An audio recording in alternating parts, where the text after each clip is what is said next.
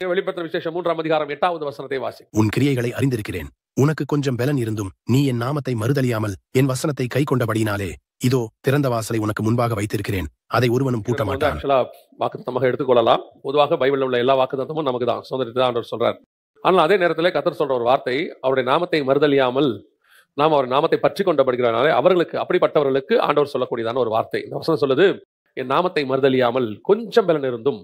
இன்னைக்கு நமக்கு பூர்ணமான பலன் கிடையாது. நம்ம எல்லா சூழ்நிலையிலும் கொஞ்சம் பலன் உள்ளவங்களாகத்தான் இருக்கிறோம். ஏன்னா நம்முடைய பூர்ணமான பலன் என்பது கிறிஸ்துக்குள்ளதான் இருக்கு, நம்மகிட்ட இல்லை. அதாவது நம்ம பலன்கிறதெல்லாம் எப்பேற்பட்டது அப்படின்னு பாத்தீங்கன்னு சொன்னா, ஒரு சின்ன கல்லு தடுக்குச்சுன்னா கீழே விழுந்தோம்னா கதை முடிஞ்சிச்சு, அவ்வளவுதான். அதான் நம்ம பலன் மொத்தமே. ஆனா நம்முடைய பலன் என்பது கர்த்தருக்குள் இருக்கிறது. கண்மலைக்கு மேல் கட்டப்பட்டவங்க தான் ஸ்ட்ராங்காக இருப்பாங்க. எப்பேற்பட்ட பில்டிங் எல்லாம் பாருங்க, ஒரு சின்ன அசைவுல கீழே விழுந்துருது, அவ்வளவுதான் பலன். கட்டுறதுக்கு எத்தனையோ வருஷம் ஆகுது, விழுறதுக்கு செகண்ட்ஸ் தான் ஆகுது, அப்படியே முடிஞ்சு போகுது. அப்ப ஆண்டவர் சொல்ற ஒரு வார்த்தை, நீ கொஞ்சம் பலன் இருந்தும் என் வசனத்தை கை கொண்டபடியினாலே, வசனத்தை கை கொள்ளுகிறவர்களுக்கு தான் இந்த வாக்குத்தத்தம். இதோ நான் உனக்கு முன்பாக திறந்த வாசலை வைத்திருக்கிறேன். ஆண்டவர் பல நேரத்தில் இதை நம்ம எப்படி பார்க்கறோம்னா, திறந்த வாசல் அப்படின்னு சொன்ன உடனே அதை ஒரு எல்லாத்துலயும் ஆண்டவர் நமக்கு திறந்து வச்சுட்டாரு, நம்ம எல்லாமே போயிடலாம் அப்படின்னு சொல்லி. பொதுவாக வாசல் திறந்து வைப்பது என்பது ஆபத்தானது.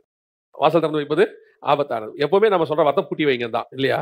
எப்போ எடுத்தாலும் நம்ம என்ன செய்வோம், வீட்டுக்குள்ளேயே நம்ம இருந்தாலும் நம்ம என்ன செய்வோம், பூட்டி தானே வச்சிருப்போம். அப்ப திறந்த வாசலை கர்த்தர் வைக்கிறார் என்று சொன்னால், நம்ம பல நேரத்தில் அதை எப்படி பார்க்கிறோம் அப்படின்னா, ஓ ஆண்டவர் வாசல் திறந்துட்டாரு, எல்லாமே வரக்கூடாது, எல்லாமே அப்படி வரக்கூடாது, எல்லாமே வந்தாலும் ஆபத்து. வாசல் திறந்துட்டு எனக்கு உரியது என்னவோ அதுதான் அங்க என்ன செய்யணும், அந்த வாசலுக்குள்ள பிரவேசிக்கணும். எல்லாமே வாசலுக்குள்ள வந்துச்சுன்னா அது ஏதோ மிஸ்டேக், தப்பு நடக்குதுன்னு அர்த்தம். அப்ப ஆண்டவர் திறந்த வாசலை வச்சிருக்கிறாருன்னு சொன்னா அதுக்கு பின்னாடி கர்த்தருக்கு ஒரு திட்டம் இருக்கிறது. அந்த வாசலுக்கு பின்னாடி கர்த்தர் திட்டம் வச்சிருக்கிறார். நாம என்ன செய்யறோம்னா, அது ஒரு ஆசீர்வாதமா, வாக்குத்தத்தமா அப்படியே பார்த்துட்டு அப்படியே போயிடுறோம். ஓகே, ஆண்டவர் இன்னைக்கு எல்லாம் திறந்து வச்சுட்டாரு, இனிமேட்டு எல்லாமே நான் சொந்தம் சொல்ல போகிறேன் அப்படின்னு அர்த்தம். ஆக்சுவலா அப்படி அல்ல. அதுக்கு பின்னாடி கர்த்தர் சில காரியங்களை வைத்திருக்கிறார். இந்த திறந்த வாசலை வைத்திருப்பதற்கு பின்னால் தேவனுக்கு ஒரு திட்டம் இருக்கிறது. ஒன்று நம்ம எல்லாருக்கும் நல்லாவே தெரியும், வாசல் என்பது எப்பவுமே தெளிவாக நமக்கு தெரியுது, அது இயேசு கிறிஸ்துவை குறிக்கிறதான ஒரு வார்த்தை, இல்லையா? வாசல் என்பது இயேசுவை குறிக்கிறதான ஒரு வார்த்தை. இந்த வாசலை குறித்து, திறந்த வாசலை குறித்து இன்னைக்கு காலையில ஆண்டவர் சில காரியங்கள் பேசிக் கொண்டிருந்த போது, அப்போ ஒரு சில காரியங்களை கர்த்தர் உணர்த்தினார். நம்ம எல்லாருக்கும் தெரிஞ்ச ஒரு விஷயம் தான். ஆதியாகமத்தின் புஸ்தகம் 28ஆம் அதிகாரம் 17வது வசனத்தை வாசிங்கள் பார்ப்போம். அவன் பயந்து, இந்த ஸ்தலம் எவ்வளவு பயங்கரமாய் இருக்கிறது, இது தேவனுடைய வீடே அல்லாமல் வேறல்ல, இது வானத்தின் வாசல் என்றான்.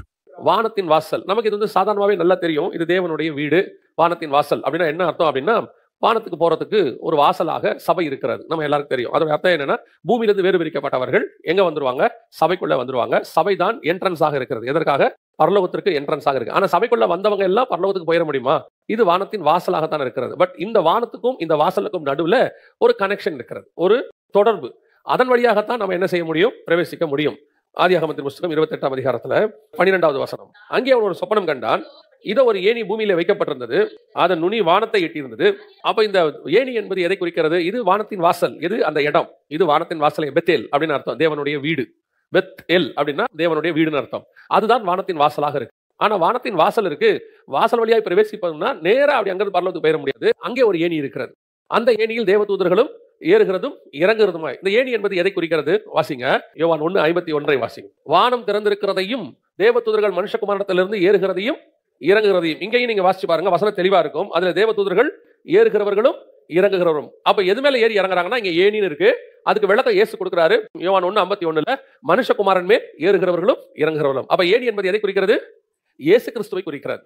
அப்படியானால் நமக்கு வானத்தின் வாசல் இருக்கிறது, ஒரு வாசல் இருக்கிறது, அந்த வாசல் திறந்து இருக்கிறது.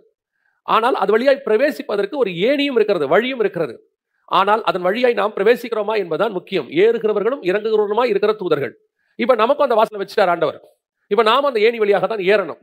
அதான் இயேசு, நானே வழியும் சத்தியமும் ஜீவனுமா இருக்கிறேன். சர்ச்சுக்கு வரதுனாலே மட்டும் நான் எப்பவும் இந்த வார்த்தையை சொல்வேன், சபைக்கு நீங்கள் வந்துட்டதுனால பரலோகத்துல உங்களுக்கு சீட் கன்ஃபார்ம் ஆயிருச்சுன்னு மட்டும் நினைச்சிடாதீங்க. சபை இங்க ரிசர்வேஷன் கொடுக்குற இடம் இல்ல. உங்களுக்கு ரிசர்வேஷன் போட்டு first class second class reservation கொடுக்குற இடமே கிடையாது. சபை என்பது ஒரு வாசல், ஒரு என்ட்ரன்ஸ். நீங்க அவ்வளவுதான் உள்ள வரலாம், இங்க வந்துட்டீங்க. ஆனா இங்க ஒரு ஏணி இருக்கு, அதுல ஏறினாதான் நாம எங்க போக முடியும், வானத்துக்கு போக முடியும். அப்ப இயேசு வாசலை திறந்து வைத்தது உண்மை, அதுல ஒரு வழி ஏற்படுத்தினது உண்மை, அந்த வழியாய் பிரவேசிப்பதற்கு ஒரு ஏணியை வைத்திருக்கிறது உண்மை.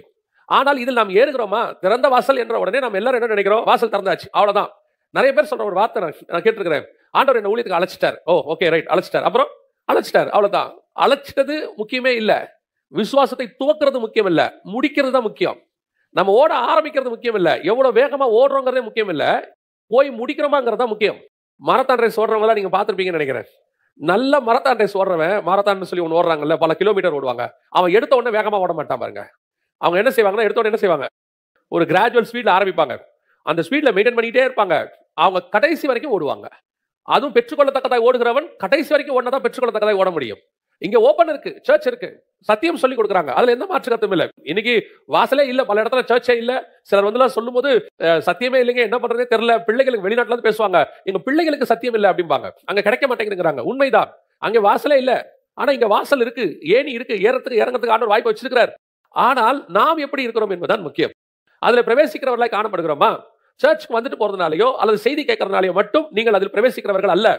நாம் அதுக்கு ஓபன் ஆண்டவர் பண்ணிட்டார் டோர். இதுல ஏற வேண்டியது என்னுடைய பொறுப்பு. எனக்கு கொடுத்திருக்கிற ஆண்டவர் அந்த பொறுப்பு கொடுத்திருக்கிறார். இப்ப நான் ஏறுகிறவனா இருக்கிறேனா? அந்த வாசல் வழியாய் பிரவேசிக்கிறவனா இருக்கிறேனா? நிறைய பேர் வாசல் வழியாய் பிரவேசிக்கிறது கிடையாது. இதே மாதிரி ஒரு சம்பவம் வேதத்துல இருக்குது. ஆண்டவர் வாசல் திறந்து வச்சிருந்தாரு. ஆனா அவன் பண்ண வேலை அப்படின்னு சொன்னா, ஆதியாகமத்தின் புத்தகம் 6ஆம் அதிகாரம் 15, 16 வசனங்களை வாசிங்க. நீ அதை பண்ண வேண்டிய விதம் என்னவென்றால், பேழையின் நீளம் 300 முழமும் அதன் அகலம் 50 முழமும் அதன் உயரம் 30 முழமுமாய் இருக்க வேண்டும். நீ பேழைக்கு ஒரு ஜன்னலை உண்டு பண்ணி மேல் தட்டுக்கு ஒரு முழ தாழ்த்தியிலே அதை செய்து முடித்து பேழையின் கதவை அதன் பக்கத்தில் வைத்து கீழ் அறைகளையும் 2ஆம் தட்டின் அறைகளையும் 3ஆம் தட்டின் அறைகளையும் பண்ண வேண்டும். இப்ப நல்லா கவனிச்சு பாருங்க. பூமியிலிருந்து நோவா இருக்கிற இடம், நோவா எங்க இருந்தாருன்னு கேட்டீங்கன்னா, அந்த 3 ஃப்ளோர். அது நல்லா கவனிச்சுக்கொள்ளுங்க. இதுக்கு பின்னாடி ஆவிக்குரிய சத்தியம் இருக்கு, நான் அடுத்து சொல்றேன். இந்த நோவாவுடைய பேழை வந்து 3 ஃப்ளோர். டாப் ஃப்ளோர், அது செகண்ட் ஃப்ளோர், அது கிரவுண்ட் ஃப்ளோர் அப்படி இருக்கும். பாத்தீங்கன்னா 3 ஃப்ளோர் இருக்குது. ஆண்டவர் சொல்றார், 3 அறைகளை நீ உண்டு பண்ணுவாயாக அப்படின்னு சொல்றார். இப்ப நோவா எந்த அறையில இருக்கிறார் அப்படிங்கிற டாப் ஃப்ளோர்ல இருக்கிறார். 8ஆம் அதிகாரம் 6வது வசனம் வாசி. 40 நாள் சென்றபின் நோவாதான் பேழையில் செய்திருந்த ஜன்னலை திறந்து. அப்ப நோவா மேல இருக்காரு, டாப்ல இருக்கிறார். கணக்குப்படி டாப்ல இருக்கிறார். அப்படின்னா ground floor, first floor, second ஃப்ளோர்ல இருக்கிறார் நோவா. உயரம் எவ்வளவுன்னு கேட்டீங்கன்னு சொன்னா, அந்த வசனம் சொல்லுது 30 முழ உயரம். அப்படிதானே இருக்குது. 300 முழ நீளம், 50 முழ அகலம், அதன் உயரம் 30 முழம். 30 முழம்னா நம்ம ஊர் கணக்கு, சாதாரணமா சொல்றேன், நம்ம ஊர் கணக்கு சொல்றேன், 45 அடி. உயரம் எவ்வளவு? 45 அடி. பொதுவா வந்து ஒரு பில்டிங் வந்து ஒரு ஃப்ளோர் வந்து 10 அடி தான் வைப்பாங்க. இப்ப இருக்க கட்டவங்கள 10 அடி தான் கட்டுறாங்க. ஒரு 30 அடின்னு சொன்னா 2 ஃப்ளோர் வந்தா 30 அடி வந்துரும். 3 floor, ground floor, first floor, second ஃப்ளோர்னா 30 அடி வரும். ஆனா நோவாவுடைய பேழை எத்தனை ஃப்ளோர்? 45 அடி. அதாவது 30 முழம். ஒரு ஃப்ளோர் 10 முழம் அப்படின்னா 15 அடின்னு கணக்கு, அடி கணக்குல, ஃபீட் கணக்குல. 45 அடி உயரம்னா பாத்துக்கங்களேன் எவ்வளவு உயரம் இருக்கும்னு. இப்போ நம்ம வந்து ஃபர்ஸ்ட் ஃப்ளோர்ல இருக்கிறோம், சரியா? இப்போ இதுல இருந்து இன்னும் 2 ஃப்ளோர் மேல, கிரவுண்ட் ஃப்ளோர்ல இருந்து அவர் செகண்ட் ஃப்ளோர்ல இருக்கிறார், சரியா? நோவா இருக்குது கீழ் ஃப்ளோர்ல ஃபுல்லா மிருகங்கள், அடுத்த ஃப்ளோர்ல ஃபுல்லா சாப்பாடு, அதுக்கு மேல வந்து அவர் வந்து நோவாவும் இருக்கிறார். இது வந்து ஒரு ஆசாரிப்பு கூடாரத்தினுடைய மாடல். ஆசாரிப்பு கூடாரத்தை பாத்தீங்கன்னா வெளியே பலிபீடம் இருக்கும், பரிசுத்த ஸ்தலம், மகா பரிசுத்தலம். இது வந்து என்ன சொல்லுவாங்க, வெர்டிகல் இல்லையா?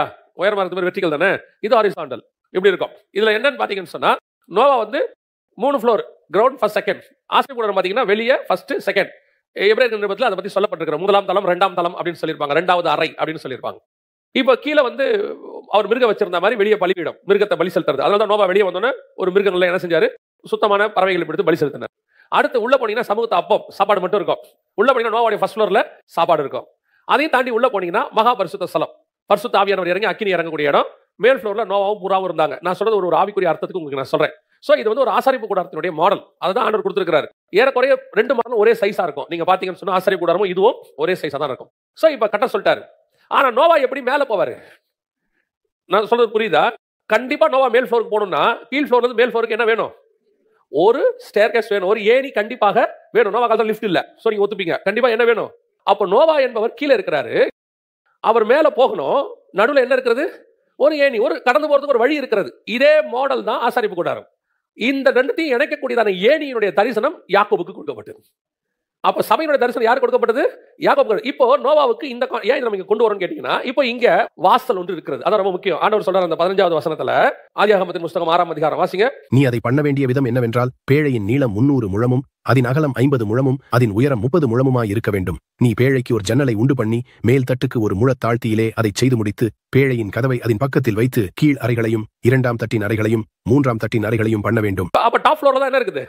வாசல் இருக்குது. அங்கதான் கதவு திறந்திருக்கிறது, வாசல். இப்ப நீங்க ஆதியாகமத்தின் புத்தகத்துக்கு 7ஆம் அதிகாரத்துக்கு வந்துருங்க. இப்ப அவர் வந்துட்டார். இப்ப வந்து நோவா வேலையெல்லாம் கட்டி முடிச்சிட்டார். இப்ப வரைக்கும் வாசல் என்னவா தான் இருக்கு? திறந்துதான் இருக்கு. நோவாவுடைய வாசல் என்னவா இருக்கு? பேழையின் வாசல் திறந்தா இருக்கு. எதுக்கு இந்த வாசல் திறந்திருக்கிறது? அதான் முக்கியம். திறந்த வாசலை வைத்திருக்கிறார் இல்லையா? ஒரு ஏணி இருக்கிறது, அது இவர் ஏறி மேல போறதுக்கு. ஏன்னா இவர் தான் டாப் ஃப்ளோருக்கு போக போறாரு. சோ திறந்த வாசல் இருக்கிறது. சோ ஒரு ஏணி இருக்கு, அது இயேசு கிறிஸ்துவின் வழியாக இவர் மேல போறாரு. கூட வந்து பரிசுத்த ஆவியானவர் இருக்கிறாரு. அதெல்லாம் ஒரு ஆவிக்குரிய சத்தியம். இப்ப இந்த வாசல் இன்னும் எதுக்கு திறந்திருக்கிறது? நோவாவின் பேழை இவர் செஞ்சு முடிச்சிட்டாரு. உள்ள வந்துடலாம் தானே? உள்ள வந்திருக்கணும் தானே? வாசிங்க 7ஆம் அதிகாரம் 7வது வசனத்தை வாசிங்க. ஜலப்பிரளயத்துக்கு தப்பும்படி நோவாவும் அவனுடனே கூட அவன் குமாரரும் அவன் மனைவியும் அவன் குமாரரின் மனைவிகளும் பேழைக்குள் பிரவேசித்தார்கள். 10வது வசனம். 7 நாள் சென்ற பின்பு பூமியின் மேல் ஜலப்பிரளயம் உண்டாயிற்று. 7 நாள் இப்ப உள்ள போயிட்டாரு. 7 நாள் கழிச்சுதான் என்ன வருது? ஜலப்பிரளயம் வருது. இன்னும் கதவு திறந்திருக்கிறது. இன்னும் கதவு திறந்திருக்கிறது. திறந்த வாசல் இன்னும் இருக்கிறது. அடுத்து வாசிங்க. 11 வாசிங்க.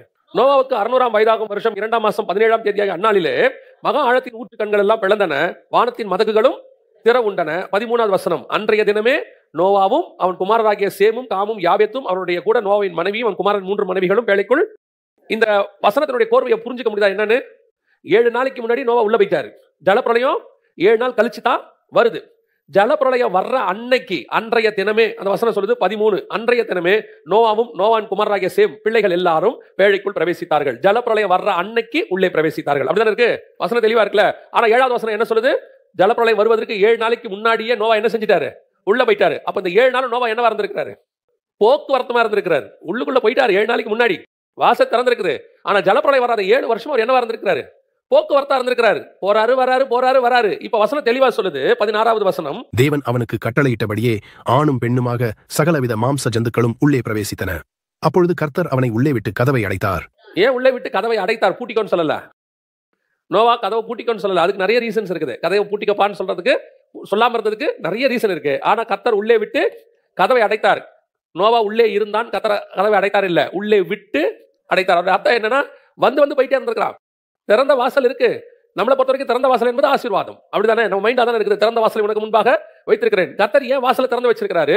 நான் பிரவேசிப்பதற்கு ஒரு பெரிய கூட்டம் உள்ளே வரணும். ஆணும் பெண்ணுமாக ஜோடு ஜோடாக வரணும்.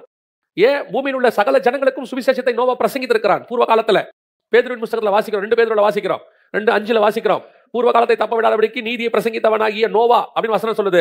எல்லாருக்கும் பிரசங்கம் பண்ணியிருக்கிறான். நோவாவுடைய கான்செப்ட் என்ன? எனக்காக வந்தவனா தெரியல. ஆனா வசனம் சொல்லுது 7 நாளைக்கு முன்னாடியே போயிட்டான். பிரவேசிக்கிற அன்னைக்கு உள்ளே போனான். அப்ப நடுவில் என்ன பண்ணிருக்கான்? அவன் வெளியே வந்திருக்கிறாரு. நோவா வெளியே வந்துட்டு அப்புறம் உள்ள போயிருக்கிறார். அப்படின்னா என்ன அர்த்தம்? இன்னைக்கு வாசல் திறந்திருக்கிறது. அது வழியா பிரவேசிக்கிறோம். அதே நேரத்தில் ரிட்டர்னும் ஆகிறோம். வாசல் அடைக்கப்படல என்ன ஆகிறோம்? ரிட்டர்ன் ஆகிறோம். கர்த்தர் ஆசீர்வாதத்தை கொடுக்கிறார். உள்ளே போகிறோம், பெற்றுக்கொள்கிறோம், வாக்குத்தத்தத்தை சுதந்திரிக்கிறோம். ஆனால் எத்தனை பேர் மீண்டும் வெளியே வருகிறோம்? Backsliding. வசனம் சொல்லுது வெறும் திறந்திருக்கிற வாசல் உள்ளே பிரவேசிப்பதற்கு மட்டுமல்ல, சில நேரத்தில் நீங்கள் வெளியே வருவதற்கும் வெளியே வந்துடுறோம். நம்ம அந்த வாசல் திறந்திருக்கிறதுனால நம்ம இப்படி ஒன் வேலையே பார்க்கிறோம். திறந்த வாசலை நான் உனக்கு வைத்திருக்கிறேன். உண்மை. கர்த்தர் வைத்தது உண்மை. ஆசீர்வாதம் உண்மை. போகிறதை சுதந்திரிக்கிறது உண்மை. அதே ஆசீர்வாதம் எத்தனை பேருக்கு சாபமாய் மாறுகிறது? ஊழியம் தான் கர்த்தர் கொடுக்கிறார், மாற்று கருத்தில். அதே ஊழியம் வீழ்ச்சிக்கு காரணமாய் மாறிவிடுகிறது. கர்த்தர் பணம் கொடுக்கிறார் தேவைக்கு. அதே பணம் பணத்தாசையாய் மாறும்போது, கர்த்தர் தேவைக்காக பொருள் தருகிறார். அதே பொருள் ஆசையாய் மாறும்போது, கர்த்தர் கொடுத்த பொருளை என்னவா மாறிடுச்சு? இப்ப வீழ்ச்சியாய் மாறிடுச்சு. ஏபோத் ஒன்றை செய்கிறார் கிதியோன். கடைசியில் அந்த ஏபோத் என்னவா மாறிடுச்சு? தண்ணியாக மாறிவிட்டது. அதுவே வீழ்ச்சிக்கு. ஆண்டவரே சொல்றார் ஒரு இடத்துல, நீங்க என்ன செய்யுங்க, மோவாபிய ஸ்திரீகளோட தவறு செஞ்ச உடனே ஒரு வெங்கல சர்பத்தை உயர்த்த சொல்றாரு. பின்னாட்கள் அந்த வெங்கல சர்பம் என்னவா மாறிடுச்சு? விக்கிரகமா மாறிடுச்சு. அங்கேயே இஸ்ரவேலுக்குள்ள எசேக்கியா ராஜா வந்து உடைச்சு போடுறான். அத இயேசு கிறிஸ்து சிலுவையில் இருந்து பறதுக்கு ஒப்புமையாக பவுல் எழுதுறாரு. கர்த்தர் எனக்கு கொடுக்கிற ஆசீர்வாதம் திறந்த வாசல், நான் உள்ளே பிரவேசிப்பதற்கு மட்டுமே, வெளியே வருவதற்கு அல்ல. இன்னைக்கு ஒரு குரூப் இருக்கு, போக்குவரத்து. ஆண்டவர் சொல்றாரு போக்குவரத்தாக இருப்பது யூதனுக்கு உகந்தது அல்ல. அப்போஸ்தலர் நடவடிக்கைகள் 10ஆம் அதிகாரம் 28வது வசனம் வாசி. அந்நிய ஜாதியானுடைய கலந்து அவனிடத்தில் போக்குவரவாய் இருப்பது யூதனானவனுக்கு விளக்கப்பட்டிருக்கிறது என்று நீங்கள் அறிந்திருக்கிறீர்களே. அந்நியர்களோடு யூதர் என்ன செய்யக்கூடாது? போக்குவரத்தா இருக்கக்கூடாது. யூதர் என்றால் நாம் என்றால் ஆவிக்குரிய யூதர்கள், துதிக்கிறவர்கள். இந்த யூதர்கள் அந்நியரோடு கூட போக்குவரத்து அப்படின்னா என்ன சொல்றீங்க? நாங்க வேலைக்கே போக கூடாதா? வீட்டிலே இருக்கணுமா? அப்ப போக்குவரத்தா இருக்கக்கூடாதுன்னு சொன்னா நாங்க வீட்டை விட்டு வெளியே போக கூடாதா? ஸ்கூலுக்கு போக கூடாதா? காலேஜுக்கு போக கூடாதா? அதை சொல்லல. கலக்கிறது. போக்குவரத்துனா என்ன? அவங்களோடு கூட போய் ஒப்புரவாகிறது, அவங்களுடைய காரியங்களுக்கு நம்ம ஒப்பு கொடுப்பது. அங்க போகும்போது அங்கத்துக்கு வேஷம், இங்க வரும்போது இங்கத்துக்கு வேஷம். இதுக்கு பேர் ஞானம். நம்ம ஞானமா நடந்துக்கிட்டோங்க. இதுக்கு ஒரு இன்னொரு வார்த்தை வச்சிருப்பாங்க, பிளெக்சிபிள் அப்படின்னு இன்னொரு வேர்டு இருக்கு. ஆவிக்குரிய வாழ்க்கையில் இன்னொரு உங்களை ஏமாத்துற வேர்டுல ஒண்ணு. உலகம் சொல்லும் ஒரு காரியம் சொல்லும், உலகத்தோடு கூட ஒத்து போகணும் அப்படின்னு சொல்லும். இயேசு சொல்றாரு, நீங்கள் உலகத்தாரா இல்லாதபடினால உலகம் உங்களை பகைக்கிறது. இன்னைக்கு வந்து உலகத்தோடு கூட ஒத்து போறோம்ல, பிளெக்சிபிள். அந்த பிளெக்சிபிள் வந்து ரொம்ப கரெக்ட் அப்படின்னு பிரசங்கம் பண்ணி, அந்த பிளெக்சிபிளா போகக்கூடியதுனால சில அட்வான்டேஜ் இருக்கும்ல, ஆசீர்வாதம் இருக்கும்ல, அந்த ஆசீர்வாதத்தை வெளியே காட்டி பாருங்க, அவங்க எல்லாம் கொஞ்சம் பிளெக்சிபிளா போனாங்க, அதனால இன்னைக்கு எவ்வளவு ஆசீர்வாதமா இருக்காங்க. நீங்க அப்படியே வசனம் வசனம் வசனம் ஸ்ட்ராங்கா சத்தியத்துல நிப்ப. நீங்க எண்ணத்தை கண்டிய டீம் லீடர் அட்ஜஸ்ட் பண்ணி போகணும். டிஎல்ல இப்படி எல்லாம் சொல்லுவாங்க. அப்படி பண்ணாதான் மேல வர முடியும். பாருங்க, நம்ம கூட வந்தவங்களாம் அட்ஜஸ்ட் பண்ணி கிடுகிடுன்னு மேலே போயிட்டாங்க. நம்ம கூட தான் சேர்ந்தாங்க. நீங்க 1,50,000 சம்பளம், நீங்க இன்னும் அதே 30,000 இருக்கிறீங்க, கொஞ்சம் அட்ஜஸ்ட் பண்ணி போங்க. ஆண்டவர் சொல்றாரு, பண்ணிராத பண்ணிராத. அப்படிப்பட்டதான அந்நியரோடு கூட கலக்கிறது நமக்கு அவசியம் இல்லை. உனக்கு அதனால என்ன கிடைக்கும்? அதனால நமக்கு என்ன கிடைக்கும்? பணம் கிடைக்கும். கன்ஃபார்மா பணம் கிடைக்கும். அந்த பணத்தினால வரக்கூடிய ஆசீர்வாதங்கள் கிடைக்கும். வீடு வாசல் அப்புறம் எல்லாமே கிடைக்கும். இது எல்லாமே கிடைக்கும். நீ கர்த்தரை விட்டு ரொம்ப தூரம் போயிடுவீங்க. பரலோகத்துல ஒரு இன்ச்சு கூட வாங்க முடியாது. ஆனா உங்களுக்கு ஒரு உண்மையை சொல்றேன், இதை நீங்க வேணாம், நான் சத்தியத்துல தான் நிப்பேன்னு சொல்லி பாருங்க. அதை விட கர்த்தர் உங்களை உயர்த்துவதற்கு வல்லமை உள்ளவராக இருக்கிறார். அவங்க கண்ணுக்கு முன்னாடி கர்த்தர் உயர்த்துவார். உடனே உங்களுக்கு 2 வீடு கொடுப்பாருன்னு அர்த்தம் இல்ல. புரியுதா? உடனே நீங்க என்ன நினைக்கிறீங்க? அப்படின்னா நம்ம கொஞ்சம் ஸ்ட்ராங்கா இருந்தா 2 வருஷத்துல 2 வீடு கிடைச்சிரும் போல. இல்ல அதை சொல்லல. அவர் வீடு வாசல்லாம் வச்சிருப்பாரு. ஜபத்துக்கு உங்ககிட்ட வந்தா நிப்பாரு. உங்களை கூப்பிட்டு தான் ஜோம் பண்ண சொல்வாரு. வேற வழியே இருக்காது. உங்ககிட்ட முழங்கால் போடுவாங்க சிலர். வந்து முழங்கால் போட்டு எப்படியாவது ஜோம் பண்ணுங்க. அதுதான் உண்மை. ஒரு ஆபீஸ்ல நடந்த ஒரு சம்பவம். தனக்கு கீழே இருந்த ஒரு ஆளை மேல இருக்கிற அதிகாரி என்ன செய்வாரு, ரொம்ப கடினமா நடத்துவார். காரணம் ஒரு கிறிஸ்டின், அவ்வளவுதான். எதுனாலும் பிரேயர் பண்ணி செய்வாரு. சண்டேல ஏதாவது வேலை செய்யணும், செய்ய மாட்டாரு. இல்ல சார், நான் சர்ச்சுக்கு போகணும் அப்படிம்பாரு. உடனே இவர் என்ன பெருசா பேசுற அப்படின்ட்டு மற்ற ஆளுங்கள்லாம் உடனே அவருக்கு ஐயா ஐயா ஐயாம்பாங்க. உடனே இவங்க எதிரிலேயே அவங்களுக்கு ப்ரமோஷன் எல்லாம் கொடுப்பாங்க. இவரை கண்டாலே அவருக்கு அப்படியே எல்லாரும் எதிரிலையும் மட்டம் தட்டுவாரு. எல்லாம் இருக்கு. இவருக்கு தெரியும் நம்மள அவங்க மட்டம் தட்டுறாங்கன்னு. ஆனா எதனால தட்டுறாங்கன்னு தெரியும். நாம இப்படி சர்ச்சுக்கு போறதுனால, காரியங்கள் ஆண்டவரோடு இருக்கிறதுனால இவங்களுக்கு நம்மளை பிடிக்கல அப்படின்னு தெரியும். ஆனால் அந்த தேவ மனுஷன் பரவாயில்ல இருக்கட்டும், மனுஷருக்கு முன்பாக கேவலப்பட்டா என்ன, தேவனுக்கு முன்பாக நான் மகிமைப்பட்டா போதும்னு சொல்லிட்டு அவர் அப்படி இருந்துட்டார். ஒரு நாள் வந்துச்சு பெரிய பிரச்சனை. ஒரு நாள் அந்த அதிகாரி கூப்பிடுறாரு. இவரை கூப்பிட்டுட்டு ரூம்குள்ள வந்துட்டு சொல்றாரு, கையை பிடிச்சிட்டு அழுதாராம். எனக்கு ஒரே பையன், இப்ப அந்த பையன் சாக கிடக்குறான். டாக்டர்ஸ் காப்பாற்ற முடியாது சொல்லிட்டாங்க. என்ன பண்றதுன்னு தெரியல. நீ தான் பிரேயர் பண்ணுவிய, நீ ஜோம் பண்ணா அவங்க ஏசுநாதர் சோங் கொடுப்பாரு, எனக்காக நீ ஜோம் பண்ணுவியா அப்படின்னு கேட்டார். யோசிச்சு பாருங்க, எத்தனை பேரை ப்ரமோஷன் கொடுத்தாரு, எத்தனை பேரை அவர் உயர்த்தி மேல வச்சு பணம் கொடுத்தாரு. ஏன் அத்தனை பேரை கேட்காம இவரை கேட்கணும்னு தோணுச்சு? ஏன் இவர்கிட்ட அழணும்னு தோணுச்சு? அந்த இடத்தில் தான் கர்த்தர் உங்களை உயர்த்தி மேலே உட்கார வைத்திருக்கிறார். அதுதான் கர்த்தர் கொடுக்குற ஆசீர்வாதம். இந்த பணம் எல்லாம் ஆண்டவருக்கு நான் சொல்லுவேன் அப்படிங்கிற மாதிரி அது ஒரு பெரிய விஷயமே இல்லை கர்த்தருக்கு. நாங்க யூகேக்கு வேலைக்கு போன புதுசுல அப்ப வேலை கிடைக்காது. முதல் 1 மாசம் வேலையே கிடையாது, யாருக்கும் கிடையாது. போய் வேலை கொடுக்குறேன்னாங்க, வேலை கிடைக்கல. அப்போ ஒருத்தரா வேலை தேடி கிடைக்கிறோம், அப்படியே அலையிறோம். ஒருத்தருக்கு ஃப்ரெண்ட்ஸ் 8-10 பேர் போயிருந்தோம். ஒருத்தருக்கா வேலை கிடைக்க போயிட்டே இருக்கிறாங்க. எனக்கு வேலை வருது. அதுக்குள்ள ஒரு ஃப்ரெண்டு சொல்றாரு, இல்ல எங்க வீட்டுல ரொம்ப கஷ்டம், நான் போட்டுமானாரு. சரி, நம்ம ரொம்ப பெரிய பணக்காரா இருக்கிற மாதிரி, சரி பரவாயில்ல போயிட்டு வாங்க அப்படின்னு அனுப்பிச்சாச்சு. கடைசியில் எனக்கு ஒரு வேலை கிடைச்சிச்சு. ஒரு டூரிஸ்ட் சென்டர்ல ஒரு நல்ல ஒரு பெரிய ஷாப்ல வேலை கிடைச்சிச்சு. போன உடனே அவர் நம்ம பாண்டிச்சேரிக்காரு, அங்க கடை வச்சிருக்காரு. அவர் கேட்டாரு, தம்பி 7 நாள் எனக்கு நீங்க கடையை நல்லா பாத்துக்கணுமா? நான் என்ன சொன்ன முடியாதுங்க, ஞாயிற்றுக்கிழமை சர்ச்சுக்கு போகணும், ஞாயிற்றுக்கிழமை எனக்கு லீவ் ஒன்று. அவர் சொன்னாரு, பா இங்க ஞாயிற்றுக்கிழமை தான் நல்லா வியாபாரம் நடக்கும், டூரிஸ்ட் சென்டர், எல்லாரும் ஞாயிற்றுக்கிழமை தான் வருவாங்க, அதனால நீ மற்ற நாள் கூட ஒரு எடுத்துக்கப்பா, திங்கள் செவ்வாயில் எடுத்துக்க. இல்லைங்க எனக்கு ஞாயிற்றுக்கிழமை தாங்க வேணும், இல்லைன்னா எனக்கு வேலை வேணான்ட்டேன். வேலையே இல்லை, 1 மாசம் வேலை இல்லை. அப்பா அவரு அப்படின்னா என்னப்பா, எனக்கு ஞாயிற்றுக்கிழமை தான் ஆள் வேணும், இல்லைன்னா தேவையில்லப்பா அப்படின்னாரு. சரிங்க பரவாயில்லங்கன்னு கிளம்பிட்டாரு. அவர் கேட்டாரு கிளம்பும்போது, ஏப்பா அந்த ஞாயிற்றுக்கிழமை அவ்வளோ பச்சை கூட தான் லீவ் கேட்குறியே, உனக்கு என்ன அன்னைக்கு அப்படின்னாரு. சர்ச்சுக்கு போகணுங்க என்ன. ஆனால் அவர் கிறிஸ்டின் கிடையாது. சர்ச்சுக்கு போகணுமா? அடுத்த கேள்வி. அதான் ரொம்ப ஆச்சரியம். இந்த ஏரியாவில் சர்ச்சே இல்லையா, எங்கே போவேன்னு கேட்டார். உண்மையிலே அந்த ஏரியாவில் சர்ச் கிடையாது. சர்ச்சே இல்லையா, எங்கே போவேன்னாரு. இல்லைங்க இங்கேருந்து ஒரு 4 மணி நேரம், நான் இருந்த இடத்துக்கு 3-3.5 மணி நேரம் போகணும், அங்கே ஒரு தமிழ் சர்ச் இருந்துச்சு, அங்கே போகணுங்க அப்படின்னு. அவர் எப்படி என்னை பார்த்தாரு, என்ன நினச்சா தெரில. சரி எடுத்துக்கோப்பான்ட்டார். ஞாயிற்றுக்கிழமை லீவ் கொடுத்துட்டாரு. காலையில் 7 மணிக்கு கிளம்புவேன், அப்போ தான் 11 மணிக்கு அங்கே போக முடியும். போய் சர்ச்செல்லாம் அட்டன் பண்ணிட்டு சாயங்காலம் 6 மணிக்கு கிளம்பி நைட்டு 11 மணிக்கு வருவேன். இதான் ஞாயிற்றுக்கிழமை ஒரே வேலை எனக்கு.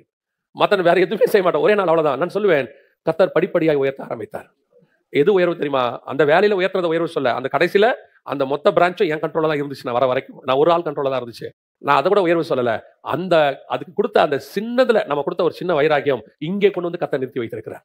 அதுதான் ஆசீர்வாதம். இன்னைக்கு அதை நான் அங்க ஒரு காம்ப்ரமைஸ் பண்ணி இருந்தேன்னா இது வராம எனக்கு போயிருக்கும்.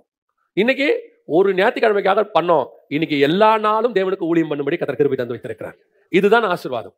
கர்த்தர் இந்த அந்நிய ஜனங்களோடு கூட கலந்துட்டு அவங்களுக்கு கிடைக்கிற ஆசீர்வாதத்தை பார்த்துட்டு நம்மளும் அதான். இந்த உலகத்துல 3 விஷயம் தாங்க இருக்கு. அந்த 3 விஷயத்த நீங்க ஓகேன்னு கொஞ்சம் ஒதுக்கி வேற ஓரமா வச்சிட்டீங்கன்னா கர்த்தர் உங்களை வேற விஷயத்துல மேல கொண்டு போயிருவார். 1 பணம். இதுதான் அந்த உலகத்துல மெயின். அதுவும் இந்த காலத்துல கடைசி காலத்துல பணம் தான். இப்போ சொல்றேன், பணம் தானே. என்னை பொறுத்த வரைக்கும் பணம் ஒரு இஷ்யூவே கிடையாது. இஷ்யூவே கிடையாது. அது கர்த்தர் தேவையான நேரத்துக்கு தேவையான அளவுக்கு தருவார். நம்ம கிட்ட இருக்க ஒரே பிரச்சனை என்ன தெரியுமா? 60 வயசுக்கு தேவையானதை 20 வயசுல கண்ணு பார்க்கணும்னு நினைப்பீங்க. பேங்க்ல இப்பவே இருந்தா பிரைஸ் தி லார்ட், ஹல்லேலூயா. 60 வருஷம் கழிச்சு நான் இன்சூரன்ஸ் போட்டிருக்கேன், 60 லட்சம் வரணும்னா உங்களுக்கு மனசுல நிம்மதி இருக்கு. நான் சொல்றேன், அன்னைக்கு 1 கோடி கூட வரும். ஆனா இப்ப எதுவும் இருக்காது. இப்ப ஒண்ணுமே இருக்காது. என்னைக்கு தேவையோ அன்னைக்கு தான் வரும். பணத்தை மட்டும் நீங்கள், நான் உங்களை அதை உதாசனப்படுத்த சொல்ல பெருசா நினைக்காதீங்க. அது ஜஸ்ட் அ லெண்டிங் திங். ஏதோ ஒன்றை வாங்குறதுக்கான ஒரு பொருள், அவ்வளவுதான். அது வாங்கும் போது தேவை நமக்கு. மற்ற நேரத்தில் அது பேப்பர் வீட்டில் கிடக்க போகுது. அந்த பேப்பரை பார்க்கறதுல நமக்கு வந்து நம்ம அறியாமலே ஒரு மாயான சந்தோஷம். இது ஒரு மனுஷனை உயிரெல்லாம் அது காப்பாத்தாது. பணத்தை வச்சுக்கிட்டு உயிர் போனவங்க நிறைய பேர். எல்லாருக்கும் போயிட்டு உயிர் போன எல்லாத்தையும் பணம் இருந்துச்சுல்ல, எத்தனை கோடி பேர் செத்துருப்பாங்க, எல்லாத்தையும் பணம் இருந்துச்சு தானே. எந்த பணமும் உயிரை கடைசி வரைக்கும் என்ன செய்யாது, பிடிச்சி வைக்க, எக்ஸ்டெண்ட் பண்ணும். நான் என்ன சொல்றேன்னா, அந்த எக்ஸ்டெண்ட் பண்ற வேலையை கூட கர்த்தரே பார்த்துக் கொள்கிறார். ரெண்டாவது, இந்த புகழ், இந்த உலகத்துல நீங்க இருந்தீங்கன்னா அப்படி இப்படின்னு புகழ்வான். நான் சொல்றேன், கர்த்தரால் புகழப்படுகிற ஸ்திரீ, அவ்வளவுதான் மெயின். ஏன்னா இவன் புகழ்றவன் நாளைக்கு இவனை தான் திட்டுவான், இவனை தான் தூக்கி நிறுத்துவான். அதே சீமையை போகும்போது திட்டிவான், நம்ம நாளைக்கு நல்ல நிலைமைக்கு வந்துட்டோம்னா வரும்போது வாழ்த்துவான். சீமையை கணக்காவே வைக்கக்கூடாது. மூணாவது என்ன தெரியுமா, எதிர்காலத்துல ஒரு நம்பிக்கை இருக்கிற மாதிரி ஒரு மாயை கிடைக்கும். அப்பா இது கையில இருக்கு, ஓகே. சிலர்லாம் சொல்லுவாங்க, எதனா நகை இருக்குங்க, லேண்ட் இருக்குங்க, வித்தாவது எதையாவது பண்ணிக்கலாங்க அம்மா. அந்த நேரத்தில் அது விற்க கூட முடியாது தெரியுமா. சிலர்லாம் லேண்டை வச்சுட்டு விற்க முடியாம அவஸ்தைப்பட்டவங்க எத்தனை பேர் இருக்காங்க தெரியுமா. அவங்க சொல்லுவாங்க, இந்த நேரத்தில் இது வித்து கூட தொலைய மாட்டேங்குது, என்னன்னே தெரியல. அவர் லாக் பண்ணிட்டானா லாக் தான், நீங்க எவ்வளவு வச்சிருந்தாலும் லாக் தான்.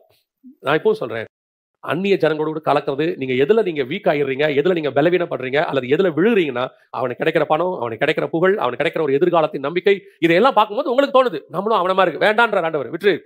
நம்முடைய காலம் இன்னைக்கு இருக்கு, நாளைக்கு இருக்கா இல்லையான்னு தெரியாது. நாளைக்கு இருந்தா தோத்திரம், பிரைஸ் தி லார்ட். எனக்கு எப்பவுமே சொல்லுவேன், இங்க இருந்தாலும் தோத்திரம், இங்க இருந்து புறப்பட்டாலும் சோத்திரம். ஆமென். அப்படிதானே பவுல் சொல்றாரு, நான் இருப்பது உங்களுக்கு பிரயோஜனமாக இருக்கும், போயிட்டா எனக்கு பிரயோஜனமா இருக்கும். அவ்வளவுதான் விஷயம். எல்லாருக்குமே அதான் கான்செப்ட். நம்ம இங்க இருந்தா யாரோ ஒருத்தருக்கு பிரயோஜனம், ஆண்டவர் நம்ம ரெடி பண்றாரு. போயிட்டோம்னா நமக்கு பிரயோஜனம், நித்தியமா போய் உட்கார போறோம். அதனால அந்த அந்நியரோடு கூட கலக்கிறது, போக்குவரத்து, இது கர்த்தருக்கு பிரியம் இல்லாதது. அவங்களோட போய் சேர்ந்துக்கிட்டு சில நேரத்தில் அவங்க நம்ம மனசை உடைச்சிருவாங்க தெரியுமா. நம்ம நல்லா தான் போவோம்.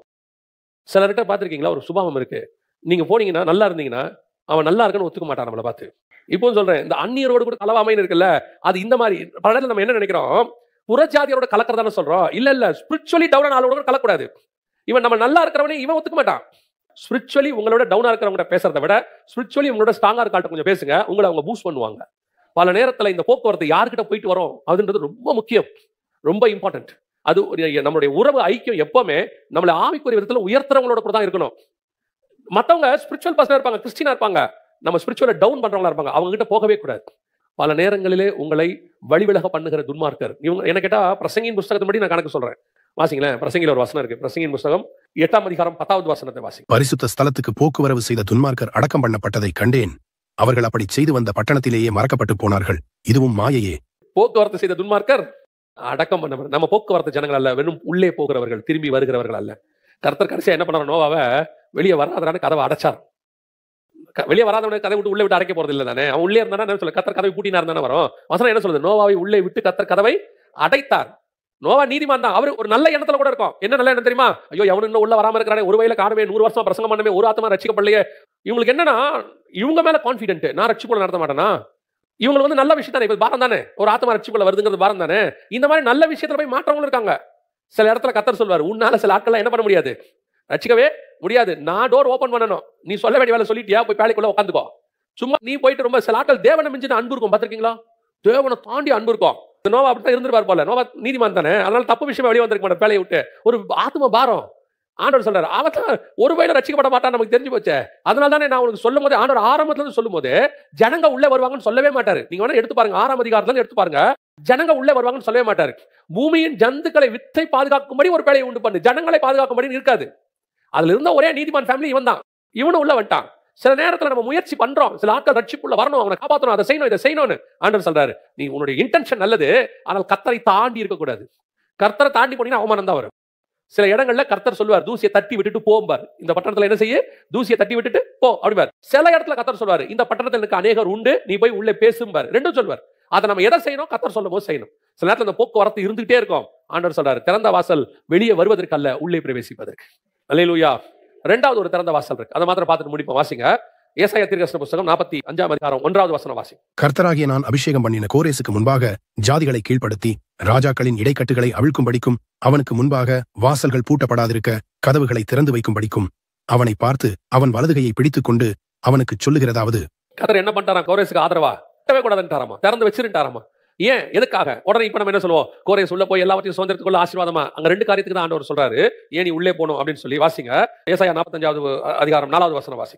வெண்கல கதவுகளை உடைத்து இருப்பு தாழ்பால்களை முறித்து அந்தகாரத்தில் இருக்கிற பொக்கிஷங்களையும் ஒளிப்பிடத்தில் இருக்கிற புதையல்களையும் உனக்கு கொடுப்பேன். நான் என் தாசனாகிய யாக்கோபு நிமித்தமும் நான் தெரிந்து கொண்ட இஸ்ரவேலி நிமித்தமும் நான் உன்னை பெயர் சொல்லி அழைத்து நீ என்னை அறியாதிருந்தும் உனக்கு நாமம் தரித்தேன். எதுக்காக வாசல் திறந்திருக்குது? முதல்ல உள்ள வாசல் உள்ளே பிரவேசித்து பரலோகத்துக்கு போறதுக்காக திறந்துருந்துச்சு. ரெண்டாவது வாசல் ஏன் கர்த்தர் திறந்து வச்சிருக்கிறாரு அப்படின்னா, அந்தகாரத்தில் உள்ளதான பொக்கிஷத்தையும் ஒளிப்படத்தில் உள்ளதான புதையல்களையும் கொடுப்பதுக்கு தான் கர்த்தர் திறந்து வச்சிருக்கிறார் வாசலை கோரேஸ்க்கு. இப்போ கோரேஸ்க்காக எதுக்கு திறக்கப்பட்டது? 2 ரீசன். ஒன்னு, அந்தகாரத்தில் உள்ள பொக்கிஷம் அப்படின்னா என்ன? பொக்கிஷம்னா என்ன? வாசிங்க கொலோசியர்கள் நிருபம் 2ஆம் அதிகாரம் 3வது வசனம். கொலோசியன்ஸ் 2:3 வாசிங்க. அவருக்குள் ஞானம், அறிவு என்கிற பொக்கிஷங்கள் எல்லாம் எதுக்கு உங்களுக்கு வாசல் திறந்து வச்சிருக்கிறார் தெரியுமா? அவருடைய ஞானத்தையும் அறிவையும் பெற்றுக்கொள்வதற்கு. அவரை பத்தின ஞானம், அறிவு என்பது படித்து வருவது, அனுபவத்தால் வருவது. ஞானம் என்பது பரத்திலிருந்து வருவது. அதாவது உங்களுக்கு ஆண்டவர் 2 காரியங்களை கொடுக்கிறார். ஒன்று ஞானம், இன்னொன்று அறிவு. ஆனா பைபிள்ல ஞானம், அறிவு இன்னும் கொஞ்சம் அதிகம். ஞானம் என்பது கர்த்தருக்கு பயப்படுதலே ஞானத்தின் ஆரம்பம். கர்த்தருக்கு பயப்படுகிறதுனா என்ன? அந்த கர்த்தருக்கு பயப்படுறத வச்சுதான் எல்லாமே இருக்கும். தீமை விட்டு விலகுதலே கர்த்தருக்கு பயப்படுகிற பயம். அந்த கர்த்தருடைய பயத்துல பேஸ் பண்ண தான் எல்லாமே இருக்கும். சோ அது ஞானம். 2வது அறிவு. அறிவு என்பது எதை குறிக்கிறது? அவரை அறிகிற அறிவின் மேன்மைக்காக. பிலிப்பியருக்கு எழுதுறாரு இல்லையா? அவரை அறிகிற அறிவு. உலக அறிவு இல்ல. பவுல்ட்ட என்ன இருக்கு? உலக அறிவு இருக்கு. கமாலியத்தை படிச்சது இருக்கு, நியாயப்பிரமாண அறிவு இருக்கு. ஆனா அவர் என்ன சொல்றாரு? அவரை அறிகிற அறிவின் மேன்மைக்காக எல்லாவற்றையும் நஷ்டமும் குப்பையும் என்று விட்டேன். அப்போ அந்த அறிவு, ஹெவன்லி நாலேஜ், ஹெவன்லி விஸ்டம், இதுக்காக தான் கர்த்தர் வாசல் திறந்து வச்சிருக்கிறார். கர்த்தர் உங்களுக்கு சில காரியங்களை கொடுக்க விரும்புகிறார். ட்ரெஷர் கொடுக்க விரும்புகிறார். இன்னொன்னு இருக்கு. அதுல அடுத்த வசனம் இருக்கு. என்ன புதையல்? வசனம் என்ன சொல்லுது? ஒளிப்படத்தில் உள்ள புதையல்னா என்ன? நமக்கு தெரிஞ்ச வசனத்தை உங்களுக்கு சொல்றேன். தானியேல் புத்தகம் 12ஆம் அதிகாரம் 4வது வசனத்தை வாசிங்க. தானியேல் 12:4. தானியேல் ஆகிய நீயோ என்றால் முடிவு காலம் மட்டும் இந்த வார்த்தைகளை புதை பொருளாக வைத்து இந்த புஸ்தகத்தை முத்திரை போடு. அப்படின்னா என்ன அர்த்தம்னா, கர்த்தருடையதான தீர்க்க தரிசனம், கர்த்தர் சொல்ற வார்த்தை எல்லாம் புதையல். கர்த்தர் உங்களை கொண்டு வெளிப்பாடு, உங்களுக்கு கொடுக்கக்கூடிய தீர்க்க தரிசனம், உங்களை பத்தினதான அல்லது மற்றவரை குறித்து உங்களுக்கு கொடுக்கக்கூடிய தரிசனம், உங்களுக்கும் தேவனுக்கும் உள்ளதான ஒரு ஸ்பிரிச்சுவல் கான்டாக்ட், அதுல வரக்கூடியதான வெளிப்பாடு, இதெல்லாமே புதையல்னு பைபிள் சொல்லுது. தானியேல் 11 அதிகாரம் எழுதி கொடுத்துட்டார். எதை பத்தி? நேபுகாத்நேச்சார் காலத்துல இருந்து இயேசு கிறிஸ்துவினுடைய அரசாட்சி வரைக்கும் எழுதி கொடுத்துட்டார். Within 12 chapters. இன்னும் சொல்ல போனா 6 சாப்டர் எல்லாத்தையும் எழுதி கொடுத்துட்டார். எழுதி கொடுத்துட்டு சொல்றாரு, இதை புதை பொருளாக வை, அப்படியே ஒளிச்சு வை, உள்ள வை. ஒரு நாள் யூஸ் ஆகும், தோண்டி எடுப்பாங்க ஜனங்க. இன்னைக்கு பாருங்க, 2000 வருஷமா தானியேல் புக்கை தியானிக்கிறோம் நம்ம. அப்ப எவ்வளவு பெரிய புதையல் அது. அந்த மாதிரி உங்களுக்குரிய புதையல் ஒண்ணு கர்த்தர்கிட்ட இருக்கும். Everybody have. நான் மட்டும் ஒரு விஷயத்தை நான் தெளிவா சொல்வேன்.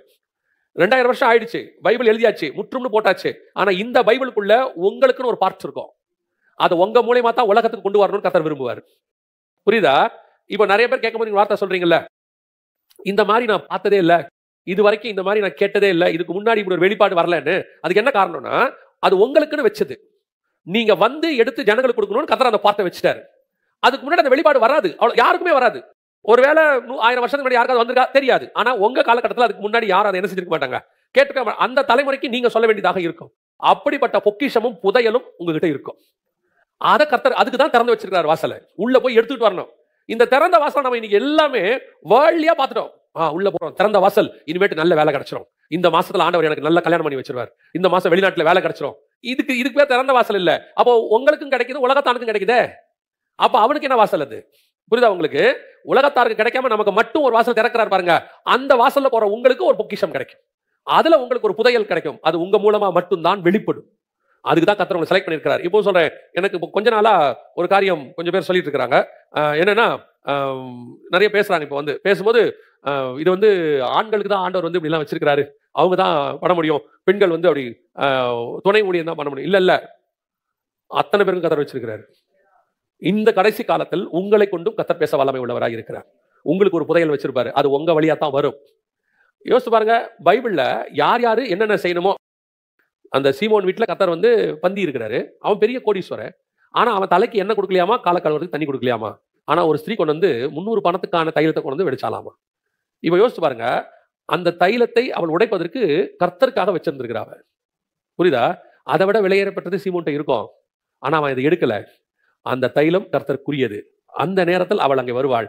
ஆண்டவர் சொல்றாரு, இவளை பத்தி இந்த சுவிசேஷம் சொல்ற இடத்துல எல்லாம் சொல்லுவாங்க. அதான் ஒரே தைலம் தான் உடைச்சார். அவளை பத்தின கான்செப்ட் இன்னைக்கு வரைக்கும் இருக்கு பைபிள்ல. நான் எப்போதும் சொல்லுவேன், பைபிள்ல போய் பாருங்க, யாபேசின் ஜெபம்னு ஒரு ஜெபம் இருக்கும் இல்லையா? தேவரீர் எங்களை ஆசீர்வதித்து எங்கள் எல்லைகளை பெரிதாக்கி தீங்கு எங்களை துக்கப்படுத்தாதபடிக்கு இருக்குல்ல. அதுக்கப்புறம் யாபேஸ் எங்க வராரு? எங்க இருக்க மாட்டார். ஒரே பிரேயர் தான். ஆனா அந்த ஒரு பிரேயர் தான் ஒரு பொக்கிஷம்.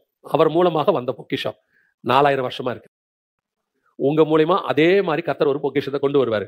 நீங்க திறந்த வாசல் வழியா போய் பணத்தையும் ஆஸ்தியும் வீட்டையும் வேலையும் எதிர்காலத்தையும் எடுத்துட்டு வரலாம். ஏன்னா என் நாமத்தினால எதை கேட்டாலும் ஆண்டவர் தருவேன்றாரு. நீங்க எதை எடுக்கிறீங்கன்றதா முக்கியம்.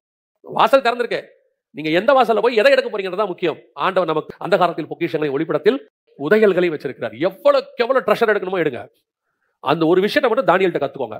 தானியல் பாருங்க, 6ஆம் அதிகாரம் வரைக்கும் தானியலுடைய பர்சனல் லைஃப், 7ஆம் அதிகாரத்துல இருந்து தானியலுடைய மினிஸ்ட்ரி, அவருடைய ஒர்க்ஸ் சொல்லுவாங்க, டேனியல்ஸ் ஒர்க்ஸ் அப்படிம்பாங்க, ப்ராஃபசிஸ். அதுல பர்டிகுலரா 7ஆம் அதிகாரத்தை கேட்க ஆரம்பிப்பாரு. இந்த 10 கொம்புகளை குறித்தும் சின்ன கொம்பை குறித்தும் அறிய ஆவலா இருந்தேன். அங்க கேட்க ஆரம்பிச்சவரு 12ஆம் அதிகாரத்துல அவர் மரிக்க போறாரு. மரிக்கிறதுக்கு முன்னாடி வரைக்கும் கேட்பாரு. இந்த 1335 நாளை குறித்தும் 2300 நாளை குறித்தும் நான் ஆண்டவர்கிட்ட கேட்டேன் பாரு. ஆண்டவர் சொல்றாரு, தானியலே நீ போய் இளைப்பாரி கொடு, அது முடிவு காலத்துக்கு. அப்படின்னா என்ன அர்த்தம்? சாவர வரைக்கும் எனக்குரிய பொக்கிஷத்தை நான் கேட்டுக்கிட்டே இருக்கணும். நான் எப்ப ஆரம்பிச்சேன், இத்தனை வருஷம் ஆரம்பிச்சிருச்சு, ஓடிட்டோம், ஏதோ ஓரளவுக்கு கிடைச்சிருச்சு, ஆண்டவர் செய்தி கொடுத்துட்டாரு, இதை வச்சுக்கிட்டு வாழ்க்கையை ஓட்டிக்கலாம் அப்படி இல்ல. இது எப்போ ஒரு செய்தி கொடுத்துட்டாரோ இது பழசாயிடுச்சுன்னு அர்த்தம். புதுசு கேட்கணும் ஆண்டவர்கிட்ட. பழசு வேண்டான்னு அர்த்தம் இல்ல, பழசும் தேவைப்படும் யாருக்காவது. இன்னும் நீங்க ஆண்டவர்கிட்ட கேட்டுக்கிட்டே இருக்கணும். அந்த புதையல், அந்த வாசல் உங்களுக்கு திறந்தே இருக்கும். அல்லேலூயா. அதைத்தான் வேதம் சொல்லுது, ஒருவரும் பூட்டக்கூடாதபடிக்கு திறக்கிறவரும். உங்களுக்கும் எனக்கும் ஆண்டவர் கொடுக்கிற இந்த ஆசீர்வாதத்தை ஒருத்தரும் தடுக்க முடியாது. வேற எல்லாத்தையும் தடுத்துற முடியும், புரியுதா உங்களுக்கு? வேற எல்லாத்தையும் என்ன செய்ய முடியும்? தடுக்க முடியும். ஆனா இந்த ஆசீர்வாதத்தை வேற யாராலையும் தடுக்க முடியாது. நீங்க கேட்கிறதே இதை குறித்து தான் இருக்க வேண்டும். அல்லேலூயா. ஆண்டவர் திறந்த வாசலை வைத்திருக்கிறார். முதலாவது, நான் பரலோகத்துக்கு போவதற்காக திறந்து வச்சிருக்கிறாரு. அந்த வாசல் வழியே பிரவேசித்த நான் ஒரு நாளும் வெளியே வரவே கூடாது. பின்மாற்றம் என்பது இருக்கவே கூடாது. உலகம் பின்னோக்கி இழுத்து விடவே கூடாது. உள்ள போயிட்டா போனதுதான், திரும்பி பார்க்கவே மாட்டேன், போயிட்டே இருக்கணும். ஏறின நோவா மேல போயிட்டார், அவ்வளவுதான். உள்ள போன இயேசு கிறிஸ்து மகா பரிசுத்தத்துக்குள்ள போயிட்டாரு, அவ்வளவுதான். திரும்பி வரமாட்டார் அவர், அவ்வளவுதான். உள்ள போனவர் தான், திரும்பி வரமாட்டார்னா வருகையில வரமாட்ட அர்த்தம் இல்ல, அதுக்கப்புறம் வீழ்ச்சி கிடையாதுன்னு அர்த்தம். Once for all. அதே பிரயாணம் தான் உங்களுக்கு எனக்கும். இரண்டாவது, நான் ஏன் எனக்கு திறந்த வாசல் வைக்கப்பட்டிருக்கிறது? அந்த காலத்தில் உள்ளதான பொக்கிஷத்தையும் ஒளிப்படத்தில் உள்ள புதையல்களையும் பெற்றுக்கொள்ளும்படிக்கு. அல்லேலூயா.